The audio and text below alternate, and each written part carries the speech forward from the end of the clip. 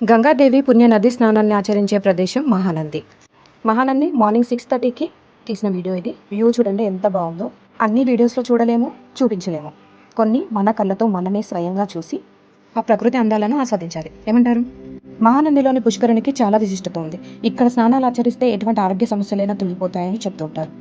ఇక్కడ నీరు ఎప్పటికీ చాలా స్వచ్ఛంగా ఉంటుంది. ఇక్కడ మేము చేసిన తప్పు మాత్రం మీరు చేయకండి.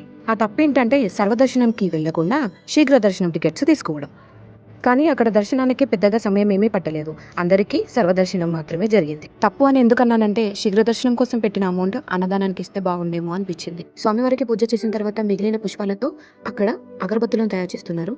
అది గుడి ప్రాంగణంలోనే అమ్ముతున్నారు. మీకు ఇంట్రెస్ట్ ఉంటే తీసుకోండి, అవి చాలా బాగున్నాయి. మీరు నైట్ మహానందిలో స్టే చేయాలి అనుకుంటే అక్కడ రూమ్స్ కూడా అవైలబుల్లో ఉన్నాయి. 600 నుండి 1000 వరకు ఛార్జ్ చేస్తున్నారు. ఏదైనా పుణ్యక్షేత్రాన్ని మీరు సందర్శించాలి అనే ఆలోచన వచ్చినప్పుడు ఆ ప్రదేశం యొక్క స్థల పురాణం గురించి, విశిష్టత గురించి తెలుసుకోవడం చాలా ముఖ్యం. మీకు ఈ వీడియో యూస్ఫుల్ అనిపిస్తే, నచ్చితే please like and subscribe. Thank you for watching.